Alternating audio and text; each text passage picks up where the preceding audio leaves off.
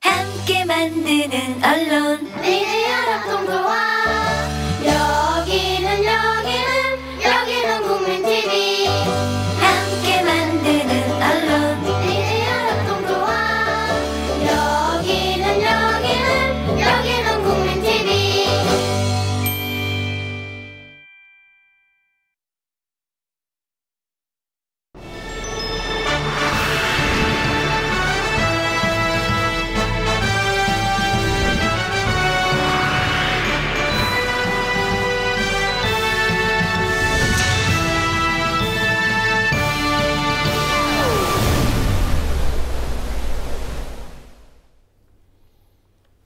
시청자 여러분 안녕하십니까? 쟁점토론의 이강윤입니다. 아주 묘한 타이밍에 북한이 수소폭탄 핵실험을 함으로써 또다시 북풍 논쟁이 불가피할 듯합니다.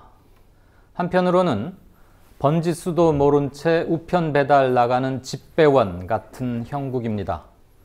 총선을 석 달 남짓 앞두고 있는데 아직도 선거구 획정은 오리무중이기 때문입니다.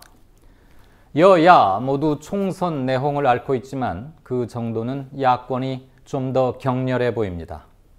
연일 나가고 들어오는 사람들로 부산하고 나간 사람들끼리도 이리저리 눈치 보며 합종 연횡에 부심하고 있습니다. 어쨌거나 일여 다야가 확실해지면서 그 어느 때보다도 보수 여당의 독주 우려가 높아지는 가운데 제반 정치 환경에 대한 야권의 대응 양상에 관심이 쏠립니다. 물론 앞으로도 변수가 너무 많이 남아 있어서 좀 이르긴 합니다만 4.13 총선 전망해 보고자 합니다. 오늘 토론자분들 소개합니다. 법조계의 돌직구라는 별명으로 요즘 아주 유명하시는데요. 그렇습니까? 민변의 이재화 변호사님 자리하셨습니다. 안녕하세요. 반갑습니다. 한겨레의 정치 전문 아주 유명한 논객이시죠. 김의겸 선임 기자 나오셨습니다. 네, 안녕하십니까. 반갑습니다. 다음 두 분은 출마하실 분들이시죠? 네, 맞습니다. 정치평론으로도 유명하신 김경진 변호사 나오셨습니다. 안녕하십니까. 광주로 출마하실 거죠? 광주 북구 쪽에서 출마를 준비하고 있습니다. 네. 예비 후보. 네, 그렇습니다.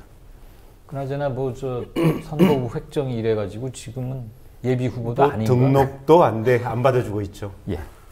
장세환 전 의원 자리하셨습니다. 전주에 출사표를 던지셨는데 네, 그렇습니다. 지난 18대 때 전주에서 의원을 하셨고 예.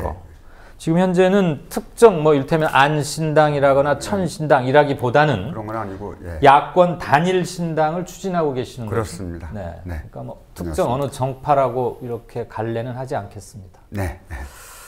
오늘 좀 특별히 화끈하고 뜨거운 토론과 공격 방어 이런 걸 좀 특별히 부탁드립니다. 우선 말이에요. 북한이 아시다시피 오늘 오전 10시 반 핵실험 전격적으로 했습니다. 위안부 협상 외교 참사 후폭풍이나 4월 총선에 오늘 북한의 수소폭탄 핵실험 어떤 영향을 미칠 것으로들 예측하고 계시는지 순서대로 한번 좀 들어보고 싶습니다. 여권은 이제 북한 핵실험을 총선의 호재로 네. 생각해서 또다시 이렇게 북풍 공작을 할 수도 있겠다는 생각이 들고요. 예. 또 한편으로는 여권이 계속 이렇게 뭐 종북 세력을 선거 때 계속 운운했잖아요. 그렇죠. 종북 몰이는 더 이상 통하지 않을 것 같다. 이게 그러니까 종북 세력이 야당이 종북 세력이라면 선거 때 북한에서 핵실험을 할 리가 없을 거다. 그래서 역설적으로 북한은 선거 때마다 사실은 이렇게 북풍의 소재를 제공하는 측면이 있거든요. 총풍, 안풍 뭐 그랬었죠. 네, 그렇죠. 네. 그래서 이제 종북몰이는 더 이상 통하지 않을 것이다. 결과적으로는 결국 유권자들의 판단에 그다지 영향을 미치지 않을 거로 봅니다. 아직 좀 뭐 선거가 한 90여일 남아있기 때문에 직접적으로 영향권이라고 보기에는 좀 먼 거 아니냐 뭐 이런 일각의 의견도 있던데 사실 앞일은 모르는 것이고 김 기자께서는 어떻게 보십니까? 네, 이번 핵실험이 네 번째인데요. 네. 2006년 첫 실험이 사실은 더 충격적이었죠. 그 앞에 세 번이 사실 크게 선거에 영향을 미치지는 않았다고 생각합니다. 그런데 이게 지금 위안부 문제 타결과 서로 맞물리면서 어떤 연쇄 효과를 가져오지 않을까 싶어요. 무슨 말씀이냐 하면 위안부 협상을 그렇게 임의적으로 아베와 박근혜 대통령이 마무리를 지어버림으로 인해서 한미일 삼각 군사동맹의 어떤 정지 작업이 끝났다. 네. 그로 인해서 미국이 일본으로 하여금 이 동북아시아에서 군사 대국화의 길을 걸을 수 있도록 이 평탄 대로가 열린 셈이고 이제 그건 곧 한일 군사협정, 군사정보보호협정이죠. 그런 앞으로 절차가 계속 차곡차곡 밟아 나가질 텐데 네. 한편으로 그런 흐름이 있는데 반해서 거꾸로 이번에 수소폭탄 실험을 했다. 이건 그만큼 핵 개발 능력이 고도화됐다는 의미고 그 ICBM에 얹을 수 있는 핵탄두를 그만큼 경량화시킬 수 있었다. 경량화시킬 수 있는 능력을 가지게 됐다. 그건 곧 미국을 직접 타격할 수 있는 능력을 가지게 됐다는 의미이기 때문에 서로 이 상승작용을 일으키면서 동북아시아의 긴장이 한층 격화가 될 그런 어떤 모멘텀이 지금 마련되고 있는 게 아닌가. 예. 그래서 그게 90일 이후에 총선에 직접적으로 영향을 미친다기보다는 2017년 대선에 이 동북아시아의 큰 어떤 소용돌이가 예. 대선에 영향을 미치는 게 아닌가. 좀 저는 그런 생각이 듭니다. 중장기적으로 네. 일본의 안보법과 관련돼서 새로운 긴장 요인 그리고 변동 요인이 생겼다. 이렇게 봐야 될까요? 김 변호사께서는 저는 이제 개인적으로 예. 어쨌든 북핵 개발이나 이런 것에 대해서는 비판적인 인식을 갖는 것이 이제 누구나 공통된 의견일 터인데 예. 이제 그럼에도 불구하고 북한이 왜 저렇게 핵에 집착하느냐 이제 이 이유를 가지고 봤을 때 사실은 이 북한 자체가 지금 독재 정권 아니겠습니까? 저 독재 정권 자체를 보위하기 위한 가장 강력하고 안정적인 수단이 자체 핵을 가지는 것이다. 그것 때문에 핵을 개발하고 있다. 지금 이렇게 보고 있는데요. 근데 이제 문제는 북한이 핵을 개발하는 것에 대해서 대한민국과 일본 또 미국이 불안해하고 있는 측면도 있지만 마찬가지로 인접한 북한의 동맹국인 중국 역시 굉장히 불쾌하고 마음이 편치 않은 상황들이면 틀림이 없거든요. 예. 그러면 이런 상황에 대해서 각국이 어떤 자세를 가지고 접근하느냐 이것에 따라서 동북아의 긴장관계가 굉장히 격화될 수도 있고 또 거꾸로 북한이 사실상 여러 가지 어떤 경제적인 관계라든지 이런 것들이 중국에 의해서 압박을 당함으로 인해서 오히려 더 힘들어질 수도 있다. 사실은 북한의 경제난이라든지 이런 것들이 중국이 목을 죄므로써 간접적으로 여러 가지 어떤 안 좋은 악영향을 끼침으로써 더 힘들어지게 이렇게 변화될 가능성도 충분히 있는 것 같고, 다음에 이게 지금 4.13 총선과 관련해서 지금 어떤 영향을 미칠 것이냐, 별 영향 없다고 봅니다. 예. 왜냐하면 이 핵개발이 벌써 지금 아까 김경현 기자 말씀하신 대로 네 번째에 걸친 것이고, 국민들은 이 자체에 대해서 이미 둔감해 있고, 그래서 별 의미 없지 않느냐. 또 선거의 표심이라고 하는 것은 대체로 마지막 20일에서 한 10일 사이에 생기는 어떤 일, 사건이라든지 어떤 그때 결정되는 민심에 의해서 좌우되는 측면들이 있기 때문에 네. 지금 95일, 90한 7, 8일 전에 발생한 이 사건은 그렇게 표심에 영향을 미치지는 않을 것이다. 네. 다만 현재의 언론 환경이 이제 정부 여당이 워낙 유리하게 돼 있기 때문에 네. 이 핵 개발을 한 걸 가지고 한 2, 30일간 계속 뻥튀기를 한다고 한다면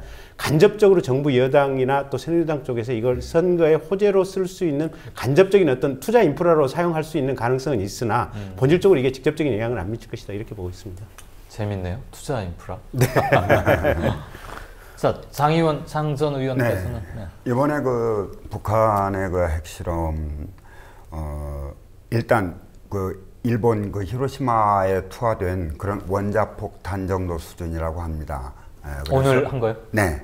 오늘 한 것이에요. 그래서 이 수소탄만큼적인 아니지만은 어쨌든 대단한 것이죠. 그리고 아직은 ICBM에 그 탑재할 정도는 아니라고 합니다. 그 정도 무게는 아닌데. 그런데 이것을 한국과 미국 아무도 몰랐어요. 중국도 몰랐고. 대단히 지금 불쾌합니다. 그래 막 격앙돼 있죠.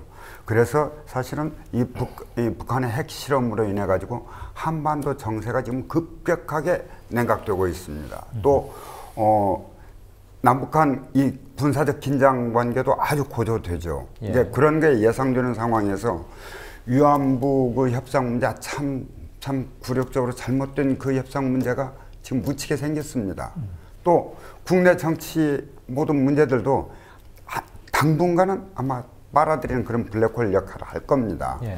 그렇지만은 정부 또 새누리당은 이것을 어떻게든지 호재로 활용해보고 싶겠죠. 총선까지 가지고 가고 싶겠지만은 그러나 제 생각으로도 많이 가야 한 보름에서 20일 정도 그러고 나서 총선에 영향을 미치지는 않을 것 같습니다. 예. 지금 뭐 오늘 한 게 수소폭탄이냐 어떠냐 어떤 단계냐 뭐 어디서는 뭐 핵 증폭 열 뭐 좀 어려운 말도 나오고 소형화 경량화에 성공한 듯 보이긴 한데 오늘 그 자체를 성공으로 봐야 할지 아무튼 무엇을 판단하기에 아직 충분한 정보가 제공되고 있는 것 같진 않아요. 그리고 오늘 이 자리가 오늘 북한이 오전에 성공했다고 공식 발표한 핵실험의 기술적 과학적 내용을 분석하자는 건 아니니까 좀 해두고 자, 이 점은 하나 꼭 좀 뭐 정치에 직간접으로 쭉 해 오시고 계시는 분들이니까 평소에도 좀 저만 궁금했는지는 모르겠지만 이른바 뭐 북풍이니 아까도 뭐 총풍 안풍 사례도 잠깐 나왔습니다만 또는 남북한이 결과적으로 지나놓고 보니까 적대적 공생관계를 유지해오고 있고 그것을 통해서 서로 원하는 정치적 무엇을 얻어왔던 거 아니냐 뭐 이런 얘기들 많이 합니다. 그러면 북측이 얻는 이득은 뭐가 있을까요? 이른바 북풍 또는 적대적 공생관계를 통해서 가장 현실적인 게 내부를 단속할 수 있는 거겠죠. 그러니까 지금 김정은 지금 이 국방위원장이 들어온 다음에 네. 어쨌든 주요 간부들에 대한 어떤 사형 판결이라든지 뭐 연거푸 있다고 지금 보도가 흘러나오고 있지 않습니까? 예. 그건 그만큼 북한의 집권층, 최상위 집권층이 불안해하고 있다는 증거거든요. 근데 이 핵개발을 통해서 남북한 간의 긴장 관계가 조성이 되고 특히 미국과 북한 또 일본과 북한 간의 긴장 관계가 조성이 된다면 그걸 빌미로 내부의 반대파들을 숙청할 수 있는 계기가 구실이나 이런 것들이 충분히 되기 때문에 아마 그걸 잘 활용하지 않을까 싶고요. 또 한 가지는 사실 제일 좋은 게 미국 아닌가 싶어요. 어떤 점에서? 미국에서는 지금 이 미사일 방어 체제, 고고도 미사일 방어 MD. 체제, 사드 네. 이거 한국에 배치할 수 있는 또 한국 정부로 하여금 구매하라고 하는 압력을 넣을 수 있는 또 한국의 일부 이 보수 국방 세력으로 하여금 그걸 구매합시다라고 이렇게 주장할 수 있는 이런 요구들이 서로 이해관계에 맞아떨어지기 때문에 예. 미국 입장에서는 정말 김정은 씨한테 고맙다라는 생각을 하게 될 것이고 일부 새누리당에서는 아까 말씀드린 대로 예. 이거를 언론을 통해서 일부 종편이라든지 보수 종편을 통해서 언론을 통해서 한 30-40일 정도 뻥튀기 할 수 있는 소재거리는 되지 않습니까? 그렇게 되면 선거에 간접적인 뭐랄까 좋은 인프라를 깔 수 있기 때문에 예. 일부 새누리당 세력에서도 참 고마운 점이다. 아마 피차 이렇게 생각하지 않을까 싶습니다. 또 보태고 싶으신 견해들 저는 조금 견해를 좀 달리하는데요. 이 적대적 공생관계라고 하면 7, 80년대 냉전 체제에서 남과 북이 서로의 체제를 강화하는 수단으로서 상대방을 이용했다라고 할 수 있는데 90년 사회주의가 붕괴한 이후로는 사실 그런 대칭적인 힘의 관계가 사실 무너졌다고 봐야죠. 그래서 물론 지금 남쪽의 뭐 이명박 박근혜 정부에서는 북한의 호전성을 부각시키면서 남쪽에서 속된 말로 안보 장사를 한 측면이 있지만 북한으로서는 지금 3대째 내려오고 있는데 내부 체제를 결속시킨다. 그것보다는 제가 보기에는 그것보다는 7, 80년대 냉전 체제에서는 중국과 소련으로부터 군사적 경제적 지원을 받으면서 체제를 유지할 수 있었는데 지금은 완전히 고립되어 있는 상태죠. 네.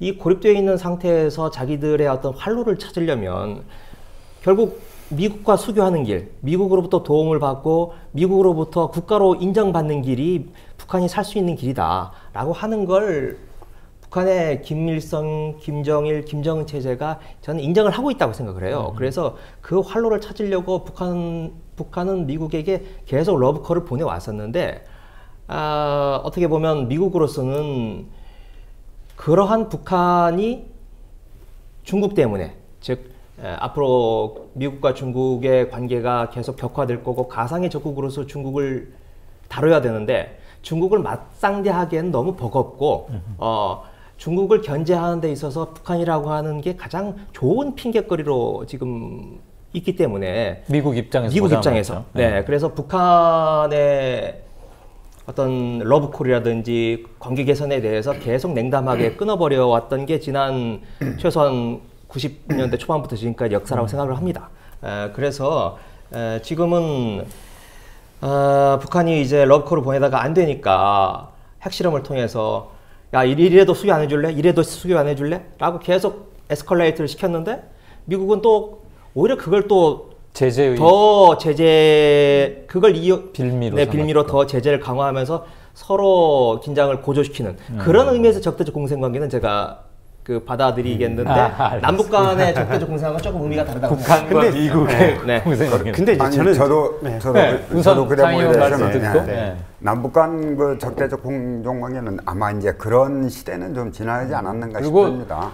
남측의 보수 세력이 뭔가를 그것을 빌미로 선거나 이런 정치적 이벤트에서 순간적인 이득은 할 수는 있지만 하지만 북측에서 특별히 얻는 것은 적어도 그런 적대적 공생관계가 존속이 되려면은 남북 간에 무슨 한 라인이랄지 아니면 또는 뭐 밀사접촉 이런 것이 사실은 있어야 가능해집니다. 근데 지금 그런 우리 김우겸 국장께서 말씀하셨듯이 이미 뭐 90년도 그 무렵부터 그런 거 없어져서 남북 간 뭐 그건 아닐 것 같고, 그런데 이런 핵실험으로 인해 가지고 좀 소원해졌던 그 중국과의 관계가 최근에 다시 좋아졌는데 그 다시 좋아졌던 관계가 북중 관계를 얘기합니다.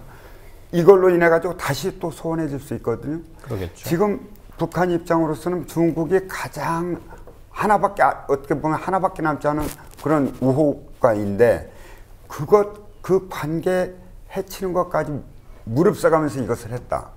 이것은 왜 했겠는가? 또 왜 이 시점인가? 저는 김우겸 국장 적절히 지적을 했는데 사실상 핵 보유국이다. 북한은 그것을 미국으로부터 공인받고 싶다. 확실하게 인정받고 싶다. 그래서 정해진 예정된 수순에 따라서 이렇게 가고 있다. 그 수순의 일환으로 이번에 나온 것이다. 그렇게 보여집니다. 제 생각이 이래요. 그게 그러니까 방금 장 의원님 말씀대로 남북한 간에 교감이 있는 상태. 사실은 짜고 총풍을 일으킨다. 짜고 총을 쏜다. 짜고 핵실험을 한다. 이거는 사실은 거의 이제는 그러니까 옛날에는 가능했는지는 모르겠지만 지금은 사실은 그럴 수 있는 상황은 아니다. 다만 결과적으로 어떤 현상을 가지고 서로 적대적 공생의 환경으로 이용한다. 그런 의미에서 적대적 공생 관계가 여전히 지금도 존재한다라고 결과론적으로 이 상황을 이용하는 거니까 피차. 이거 가지고 미국에서는 당연히 무기 팔아먹으려고 할 거 아니겠습니까? 로키드 마틴에서는. 그러겠죠. 그리고 북한에서 핵을 개발하는 첫 번째 목적은 저는 그렇게 보고 있어요. 미국과 수교 목적이 아니고 저게 독재 정권 아닙니까? 3대에 걸친 가업 정권이고 옛날로 말하면 황제 어떤 집안 정권 아니겠습니까? 지금 현재의 2015년, 16년 이 시대에 전 세계적으로 존속이 불가능한 형태의 어떤 국가 체제인데 저걸 저 집안에서는 끝까지 유지하고 천년만년 가고 싶은 게 지금 저 김정일이라든지 저 주변에 있는 사람들의 목적일 거 아니겠습니까? 근데 경제력은 한계가 있고 경제력에 한계가 있다 보니까 군사력도 한계가 있고 이 취약한 체제에서 그러면 자신들의 정권을 지키면서 국가의 힘을 가지고 뭔가 자신들이 바라는 교력도 해가고 나라를 나름대로 번성해 갈 수 있는 방법이 뭐냐. 그러면 전통적인 재래식 무기에 비행기에 또 이런 데 돈을 투자하는 것은 한계가 있을 수밖에 없다. 그러면 가장 센 한 방을 가지고 있으면 그 어느 누구도 못 들어온다. 그러니까 과거에 보면 미국에서 북한 실제로 폭격하려고 했고 그다음에 연평도 사태 있을 때 우리 이명박 대통령이 치려고 비행기 띄웠다는 거 아니겠습니까? 그러다가 중간에 스톱했는데 북한도 그런 상황을 잘 알고 있거든요. 어느 순간에 이게 폭격기가 들어와서 한순간에 때릴지도 모른다는 이 두려움이 있기 때문에 그걸 방어하기 위해서는 가장 센 한 방 가지고 있으면 미국도 못 들어오고 중국도 못 들어오고 일본도 못 들어오고 시위 효과? 그렇죠. 그것 때문에 근데 그 가장 센 한 방의 가장 큰 목표는 뭐냐? 독재 정권 보위. 그 다음에 부수적으로 그걸 안전판으로 해서 자기네들이 안정적으로 내부 단속도 하고 경제적인 어떤 번영도 이루어 나간다라는 것이 근본 목적인 것 같아요. 자, 북한 핵실험이 세긴 셉니다. 보니까 오늘 원래 총선 얘기하려고 보였는데 20분 동안 총선 얘기는 안 하고 지금 우리 동북아 국제질서나 군사 외교 무슨 세미나 한 것 같았어요. 일단 얘기는 여기까지 하고 꼭 필요하면 이따 다시 꺼내기로 하죠. 아무튼 자, 이 질문은 김의겸 기자께 먼저 좀 드리겠습니다. 아직 뭐 90일, 석 달하고 며칠이 더 남아서 그리고 굉장히 앞으로도 변화의 여지가 아주 많이 남아있기 때문에 지금 프레임을 말하는 것은 조금 이른 감은 좀 있습니다. 이런 가혹한 질문을 드려서 죄송한데 이번 총선의 메인 이슈, 여당과 야당들이 들고 나올 것으로 예상되는 프레임, 어떤 것들을 들을 수 있겠습니까? 네, 가혹하네요. 이게 집권 4년 차 네. 들어서면서 바로 시작되는 선거인데 96년이죠. YS 정부에서 딱 이때가 96년 총선을 치르고 97년에 대선을 치렀습니다. 네.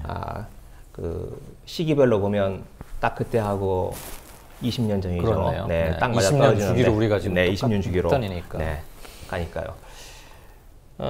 이게 중간평가 성격이죠, 보통. 정권 네. 중간평가. 네, 정권 중간평가 성격이 강한 총선인 게 정상적이고 통례적인 선거일 텐데, 그리고 지금 박근혜 정부의 지난 한 3년에 가까운 기간 동안에 평가받아야 될 대목이 굉장히 많기 때문에 네. 그런 선거가 되는 게 정상적인 선거라고 보여지는데, 지금 오히려 야권의 분열로 인해서 그 중간평가라고 하는 프레임은 어디로 지금 사라지고 네.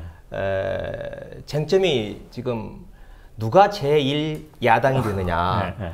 이게 지금 이번 선거에 제일 큰 쟁점이 되어버리고 말았어요. 현재까지는 좀 현재까지는 그런 그렇습니다. 양상이죠. 그리고 지금 양쪽의 진영을 봤을 때 이 프레임이 좀채로 벗어나기가 어렵겠다라고 싶습니다. 물론 두 야당이 격렬하게 싸우면 뭐 불구경, 싸움 구경 좋아하듯이 그쪽으로 시선이 많이 가는 건 사실입니다만은 네. 그게 생산적인 쟁투가 아니라 서로 지지층의, 야권 지지층의 그 균열선을 점점 더 버리는 쪽으로 갈 수밖에 없기 때문에 그걸 또 좋아하는 세력은 또 박수를 치고 있겠죠. 네, 그래서 지금 야권 전체로서는 대단히 좀 안 좋은 프레임에 지금 빠져들고 있다. 그렇게 보여집니다. 네. 이 변호사께서는 그 프레임이라는 것 자체가 진영에서 설정하는 측면이 그렇죠. 굉장히 강하거든요. 또 선거 기술이자 테크닉이자 전략적인 게 아주 그렇죠. 강하니까. 그러니까 그럼에도 불구하고 야당 자체는 정권 심판론으로 기본적으로 갈 수밖에 예, 없다. 예. 그동안 박근혜 대통령 3년이란 게 국민화가 그 불통, 한마디로 불통 정권이라고 표현되어지는데, 그 뭐 세월호 문제라든지 그다음에 노동악법 계약 문제라든지 이런 측면에서 그래 뭐 불구하고 그쪽으로 프레임을 갖고 갈 수밖에 없는데, 저는 세대별로 차이가 날 거로 봅니다. 40대 이하에서는 지금 뭐 신독재, 정치적으로는 신독재, 그 다음에 소득 불평등의 문제가 화두로 될 것으로 보고요. 그것이 이제 20대에서 40대까지는 먹혀 들어갈 것으로 보는데, 이거는 그러면 야당 측에서 그렇죠. 들고 나올 프레임이겠네요. 예. 네. 여당 측에서는 박근혜 대통령이 경제를 살리려고 하고 청년 문제, 실업 문제를 해결하려고 하는데, 야당이 발목을 잡아서 경제가 이 모양 이 꼴이다. 예. 이런 쪽에 프레임을 설정하지 않을까 하는 생각이 들고, 그 부분은 5, 60대에는 상당히 먹혀 들어갈 거로 봅니다. 예. 두 분. 네. 저도 비슷한 생각인데요.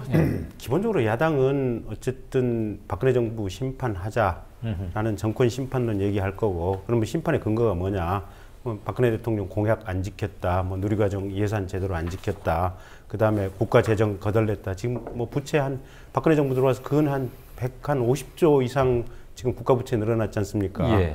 뭐 이런저런 어떤 경제 상황 안 좋은 것들 이런 걸 가지고 이제 정권을 심판하자라는 얘기가 나올 거고, 거꾸로 박근혜 대통령 최근에 한 5, 6개월 동안 계속 언동을 보면 법안 안 통과시켜줘서 우리가 제대로 일을 못했다. 국회 혼내기. 예, 그래서 국회 특히 야당이 국정을 발목 잡고 있으니까 이 세력을 심판해야 된다. 결국은 이게 정권이 심판받아야 되는 게 아니고 야당이 심판받아야 된다.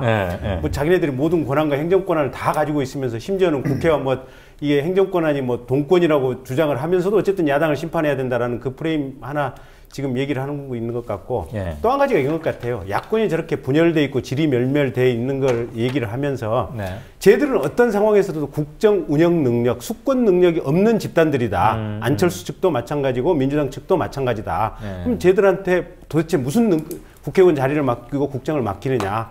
두 가지인 것 같아요. 근데 전체적으로 보면 큰 틀에서 보면 야권이 좀 밀리는 것 같아요. 국민들에게 이 프로파간다 하는 이 느낌에 있어서는. 프레임 싸움, 예상되는 프레임 싸움에서도. 장 의원 저는 이제 조금 다른 생각인데 야권 분열이 아니라 야권이 서로 경쟁을 하면서 박근혜 정권의 이 오만과 독선, 무능과 무도함을 서로 심판을 하는 겁니다. 누가 더 심판을 잘하는가. 지금 신당이 왜 나왔습니까? 사실은 호남 민심이 왜 예전에 그 새정치민주연합에 등을 돌렸습니까? 저 야당답지 못하기 때문에 그랬거든요. 박근혜 대통령이 그 대통령 선거 공약으로 내세웠던 이른바 좌파 공약들 있죠. 보편적 복지, 경제민주화, 좌파 정책을 그때 도용을 했습니다.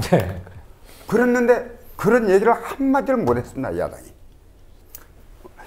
개인적인 얘기입니다만은 제가 그런 얘기를 해가지고 좀 그 쓰면은 이번 기회에 아주 괜찮을 것 같다. 좌파 정책 도입했다고 맹공을 해라.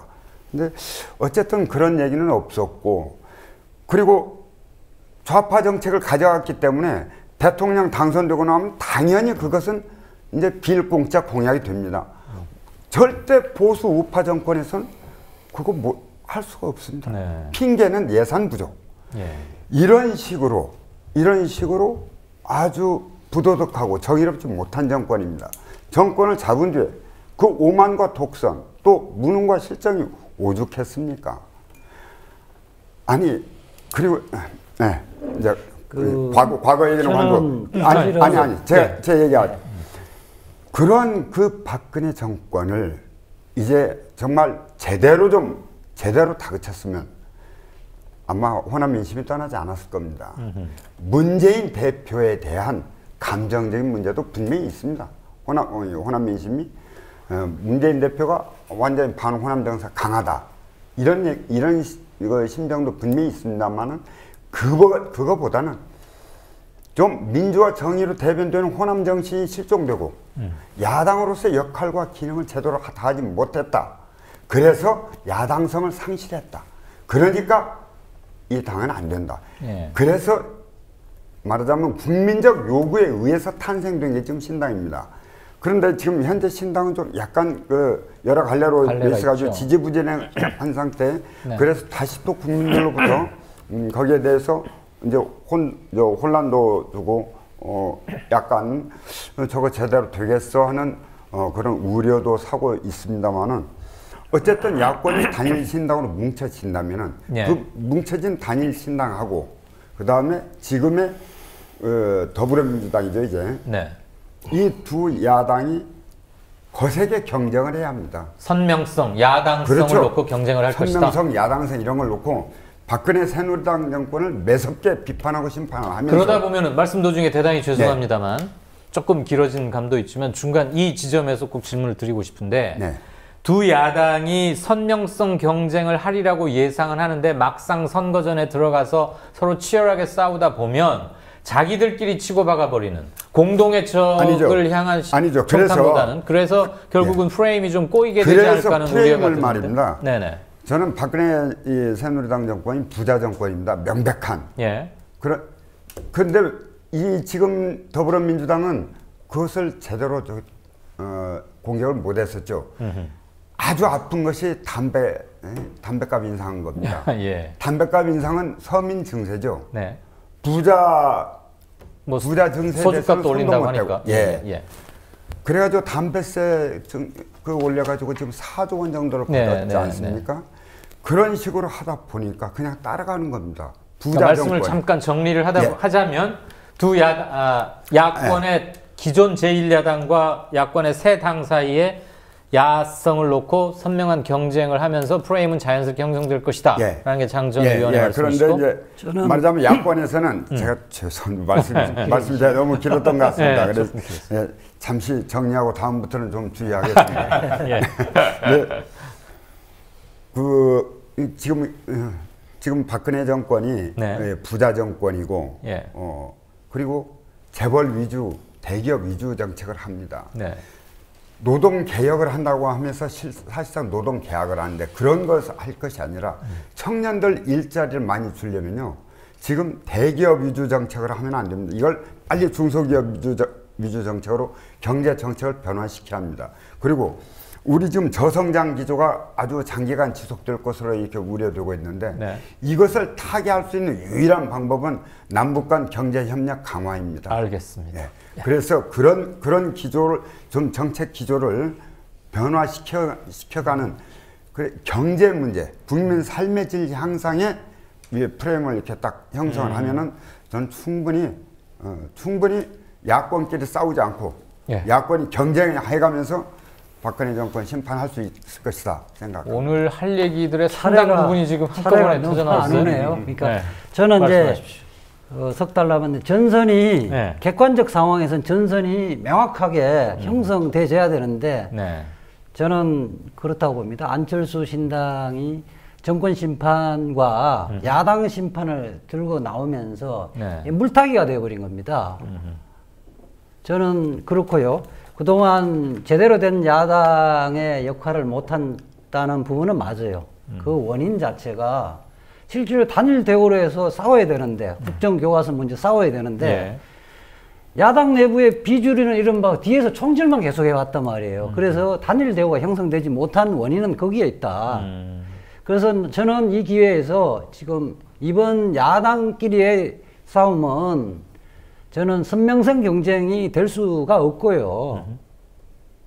저는 그렇게 생각합니다. 제대로 된 민심을 누가 더 반영할 것인가. 네.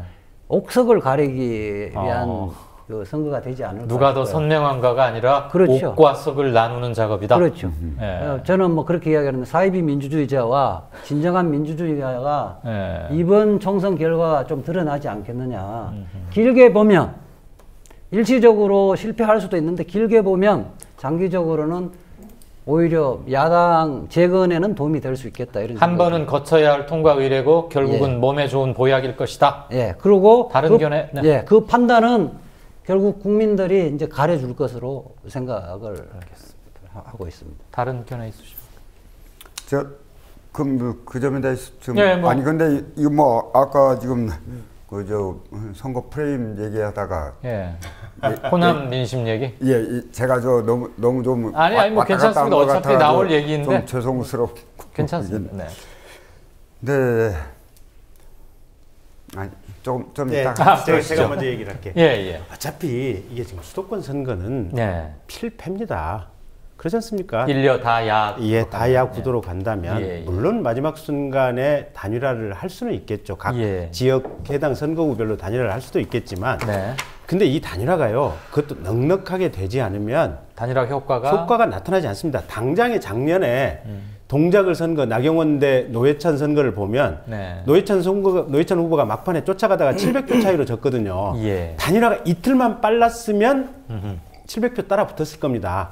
결국은 기동민, 노회찬 각자 뛰다가 단일화가 조금 하루 이틀 늦는 바람에 그 700표를 못 따라갔거든요. 막판에 급속히 따라갔지만 예. 결국 매번 어느 지역이나 후보들이 결국은 수도권은 저는 단일화를 한다고 보는데 네. 단일화를 하더라도 각자 최대한 유리하게 전선을 확보해낸 다음에 단일화를 하려고 하는 것이 개개 후보의 생존 욕구이기 때문에 상대의 양보를 얻어내기 위해서는 최대한 버티면서 내 파일을 키워놓고서 그렇죠. 너의 양보를 요구한다 이거죠. 예, 그럴 기재가 모든 야권 후보에게 다 있다 보니까 예. 단일화를 한다고 하더라도 굉장히 리스키한 질 수밖에 없는 위험성이 매우 큰 상태에서 단일화를 하기 때문에 네. 단일화를 해도 사실은 패배의 확률이 그냥 단일 정당일 때보다 훨씬 더 높아질 것이다. 그래서 저는 전체적으로 야권 공멸 필패후 구조로 간다라고 보고 있는데 네. 근데 문제는 여기 있어요. 이게 정치라고 하는 게 또 현실 정치라고 하는 게 수렁인 게 자, 그러면 현재 어떤 분열의 프레임을 가지고 있는 비노들, 그다음에 탈당을 해서 이렇게 하고 있는 이 안철수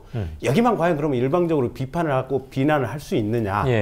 사실은 이 지금 비노들이 이렇게 공포에 질려서 날뛰면서 탈당을 하고 신당을 만들어가는 이 프로세스가 왜 생겼느냐? 2012년 때문에 생겼어요. 노무현 대통령의 정신은 위대했고 노무현 대통령이 끌고 가고자 하는 시대적 행태는 멋있었으나 노무현을 추종하고 노무현의 이름을 팔았던 그의 친노라고 하는 이 사람들이 2012년 국회의원 선거 때 보여줬던 공천의 행태는 비노에 대한 학살 그 자체였지 않습니까? 이른바 한명숙 공천. 한명숙 공천. 거죠? 그렇지 않습니까? 그 트라우마 때문에 비노가 사실은 이번 사태를 4년 내내 참고 하다가 결국 마지막 순간에 공포에 질려서 지금 이런 사태를 내간 거거든요. 자, 그러면 이 당장 이 순간에 이 현상을 가지고 보면 비노가 비난받아 마땅하고 안철수야말로 분열의 아이콘이라고 사실은 비난할 수 있는 소지가 충분하지만 그럼에도 불구하고 근본 원인은 친노한테 있다. 그러니까 근본 원인을 지금 외면하지 말자 말씀이시죠? 그래서 지금 사실은 김상곤 혁신위원회에서 좋은 혁신안을 다 만들어냈고 그대로만 적용하기만 하면은 거의 완벽한 제도로 보여져요. 근데 문제는 대부분 지금까지 어떤 이 야당의 역사 속에서 그 좋은 제도가 제대로 작동할까?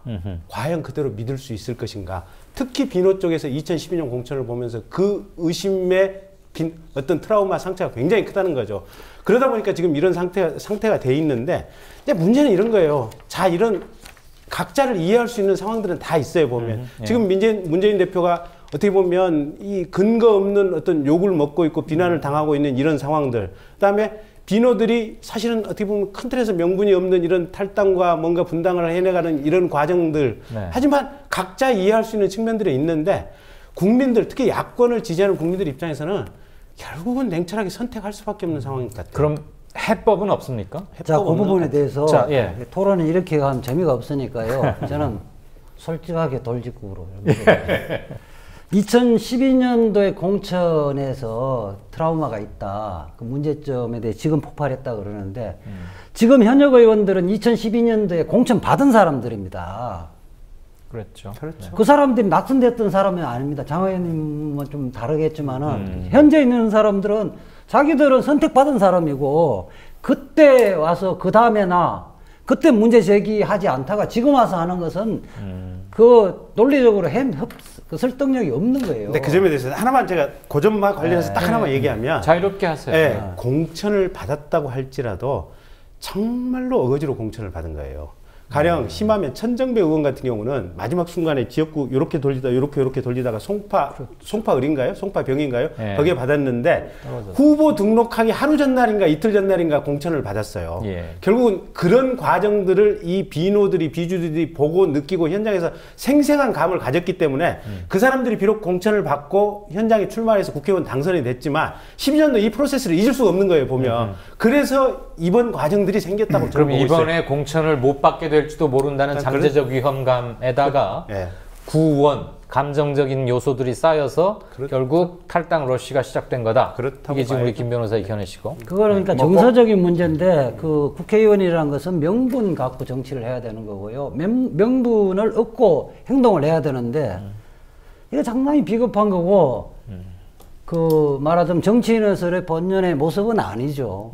그렇다면 작년 그 전당대회 때 그것을 쟁점화 삼아서 선거에 그거 쟁점화 삼아서 이슈로 그렇죠. 문재인을 떨어뜨리고 다른 후보를 내세워야죠.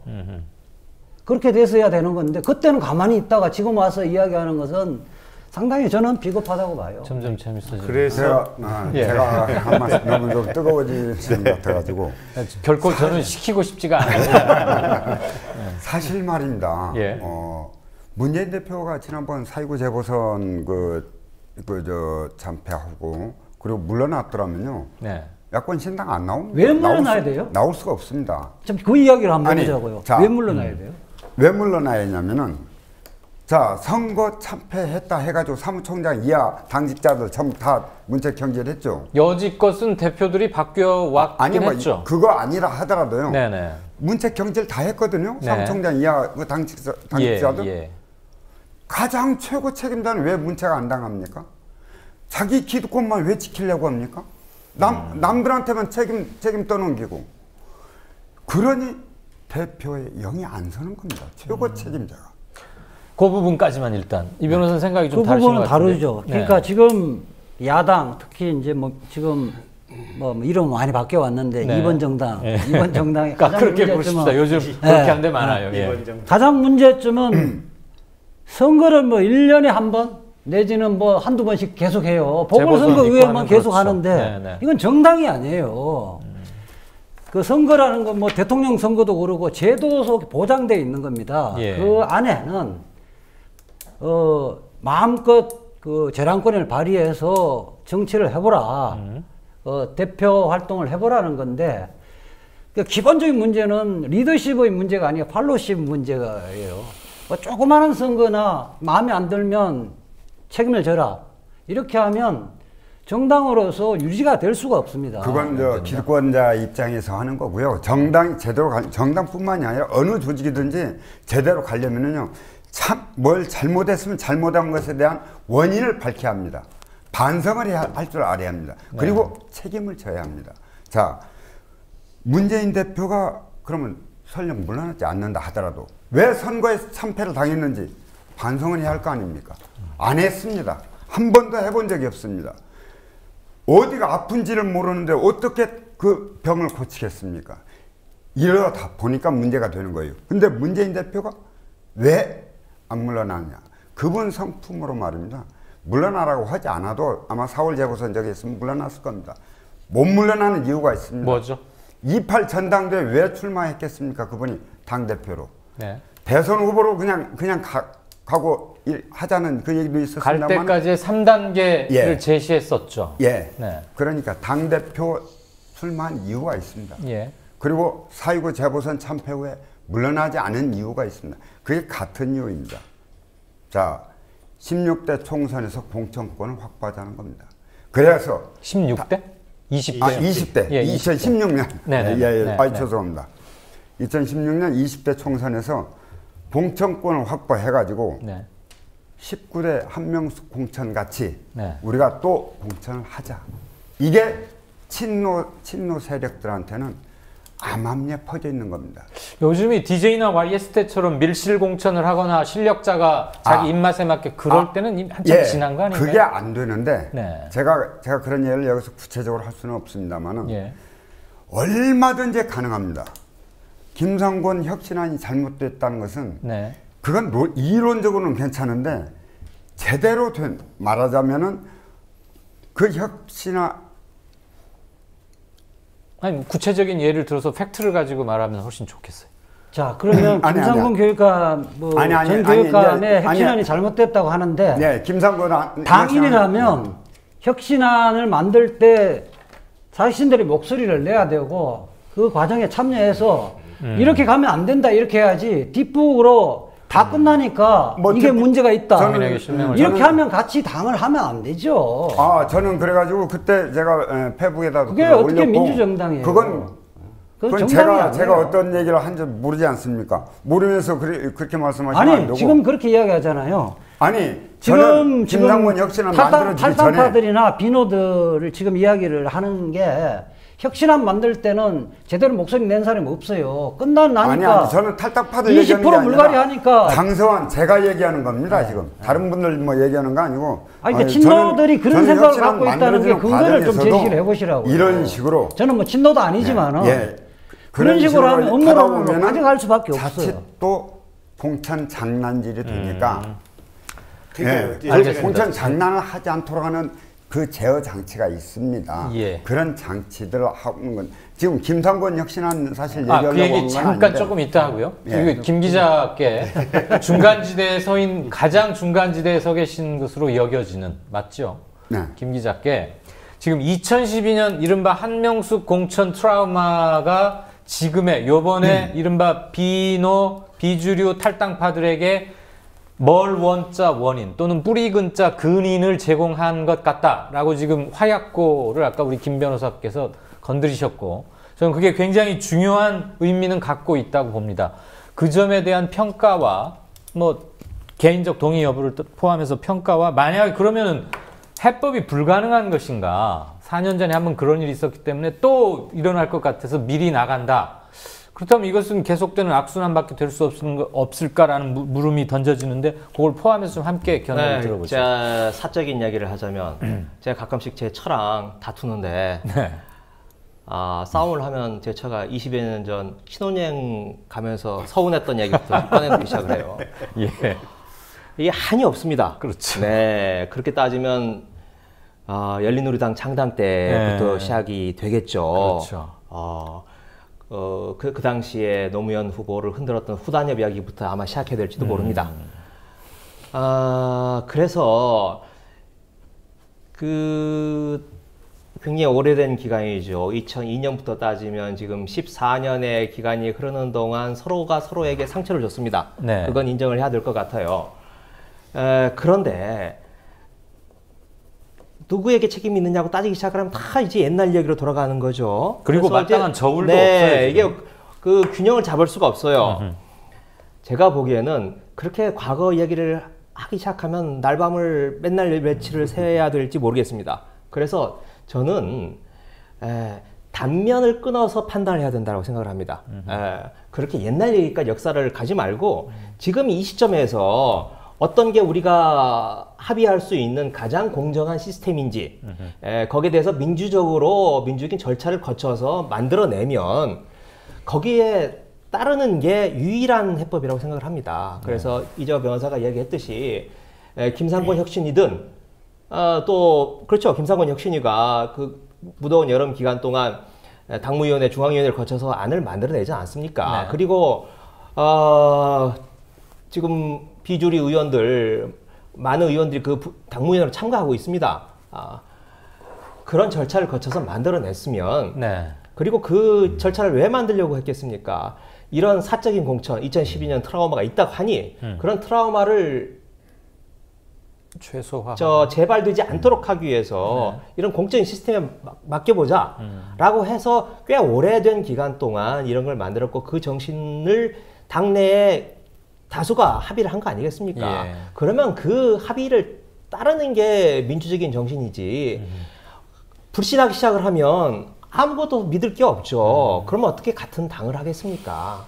그러니까 이게 현장에서 들어보는 목소리 있잖아요. 네. 저도 이제 어차피 선거 출마를 했었고. 예, 지금 필드 예. 뛰고 계시는 두 예. 분의 현장 얘기도 좀 안 그래도 네, 여쭤보고 그러니까 싶었어요. 예. 제가 선거를 출마를 했었고 이번에도 지금 두 번째 출마 예정자인데 예, 이제 예. 이런 거예요. 현장에서 뛰는 또 현장 여의도에 있는 국회의원들 특히 비주류 뭐 이게 상관없이 이런 식의 생각을 하는 것 같아요. 이게 우리가 선거 공천을 할 때 네. 여론조사라든지 이런 것들을 이제 굉장히 중요한 팩터 아니겠습니까? 그렇죠. 근데 이 여론조사 같은 게 조작이 가능하다라고 잠재적으로 다들 생각을 하는 것 같아요. 뭐 착신 전화 뭐 이런 거. 아니 그러니까 그런 걸 더 그보다도 더 좀 더 체계적으로 가령 당의 당대표나 당권자가 원하면 거의 거기에 맞는 여론조사 결과를 맞추어 낼 수 있다. 주문형 OEM 방식의 식의- 여론조사 결과가 가능하다. 근데 그거는 사실 누구도 모르는 거예요. 그러겠죠. 네, 근데 그 공포심을 사실은 모든 의원들이 가지고 있는 것 같아요. 그러다 보니까 결국은 당권을 가진 사람들이 맘만 먹으면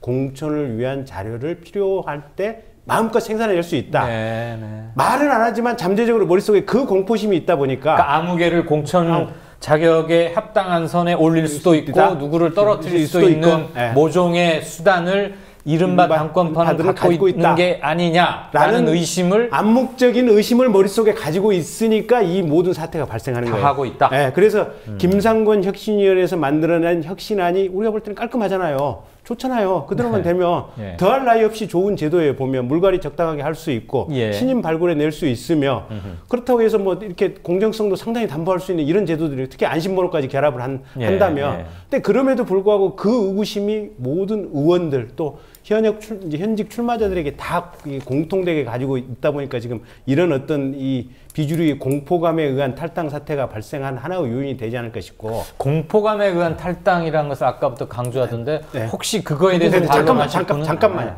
근데 거기에 조금만 예. 하나만 더 붙여요. 근데 거기에 관련해서 제가 해법으로 하나 제시하고 싶은 게 이거예요. 네. 사실 우리나라는 새누리당도 그렇고 여야 가릴 것 없이 공천이 끝나고 나면 이 사람을 왜 공천했는지, 그러니까 공심이 나오고 그다음에 공심이 이의 신청 절차만 끝나고 나면 자료가 폐기되거든요. 자료가 없어져요. 근데 독일 같은 경우에는 예. 정당에서 공천의 방식, 공천의 룰은 정당 자율이기 때문에 마음껏 결정할 수 있다. 다만 이 사람을 공천하게 된 그 과정 전부는 거기에 관련해서 서류나 자료를 생산했으면 이 정당 내에서 10년간 의무적으로 보존을 해야 된다. 의무적으로요? 의무적으로. 나라법이 그렇게 되어 있습니까? 국법이 그래요? 독일의 정당법이. 신청에 의해서 공개받을 수도 있습니까? 그렇습니다. 법정에서 네. 필요하다고. 그래요? 좋은 아이디어. 네. 네. 근데 우리나라 같은 경우는 가령 이제 경선을 하고 나서 뭐가 좀 문제가 있는 것 같다라고 해서 이제 어떤 이 뭐 없죠, 되게. 후보자 선정에 대해서 가처분 신청이라든지 송사에 네, 들어가지 네, 않습니까? 그렇죠. 그럼 법정에서 당신네들 이 사람 공천하게 된 근거가 뭔지 좀 우리 서류 좀 봅시다 하면 우리 없는데요. 우리 집안일이라고 하고 끝내죠. 네, 대충. 그냥 우리 그래 집- 왔죠. 우리 적어도. 집안일이고 우리 자료 없는데요. 그럼 법원에서 판단할 근거 없는 거예요. 그러면 무조건 자율 정당 내부 자율이니까 신청한 원고 패소 그냥 이렇게 끝나버리거든요. 알겠어요. 그러니까 그 문제가- 결국은 이 공포심을 해결할 수 있는 가장 원초적인 장치는 이 사람을 공천하게 된 여론조사 로 데이터부터 시작을 해가지고 네, 네, 네. 모든 자료를 10년간 의무적으로 보관하도록 한다면 증빙 자료를 하나 갖추자. 네, 그 그건. 시스템을 거기에서 도입한다면 제가 되겠죠. 알겠습니다. 그건 뭐 좋은 제안으로 받아들이고 네. 한국 정치의 혁신과 정치의 선진화를 위한 제언으로 일단 그다음에 공포감에 따른 탈당 거기에 대해서 할 그 문제 저는 제 스탠스가 좀 특이한데요. 예. 실제 자연적 인과관계는 비주류 국회의원들하고는 굉장히 많이 친해요. 친한 분들이 많은데 예. 그 사람들 판단에는 제가 선뜻 동의하지 않는 요소들이 굉장히 많거든요. 예. 예, 그분들은 실질적으로 보면 문재인 대표가 전당대회에서 당선된 이후로 계속 문재인 대표로 갖고는 안 된다. 사퇴를 실질적으로 요구해왔고 실제 지금 김상곤 혁신안이 중앙위원회에서 의결하는 과정에서는 처음부터 중앙위원들이 어떤 생각을 갖고 있느냐를 갖고 판단하는 것이 아니라 이것을 어떻게 하면 저지할 것인가만 골똘했다는 거예요. 근데 결국은 제시님 카드하고 맞바꾸면서 추인을 했지 않습니까? 그러니까 사실상은 승복을 안 한 거죠. 결국은 이 문제는 이런 식으로 이야기를 하면 결국 문재인 대표가 당대표 되니까 우리는 공천에서 떨어질 수 있다. 이것은 또 문재인 대표가 하는 공천은 우리가 믿을 수 없다. 이런 논리라면 어떤 누가 그 자리에 있다 하더라도 승복할 사람이 아무도 없는 거거든요. 지금 현재에서 적법한 절차에서 뽑힌 사람 대표를 중심으로 해서 가장 누구나 믿을 수 있는 합리적인 제도를 마련해서 그 결과를 승복하는 것이 당을 구성하는 사람들의 자세거든요. 저는 이 부분이 좀 문제가 있다는 거죠. 예, 알겠습니다. 저는 이제 다음으로 죄송하지만 다음으로 넘어가서 그 타픽에 맞추어서 지금 하고자 하는 말씀을 제가 좀 부탁드려도 되겠습니까? 네.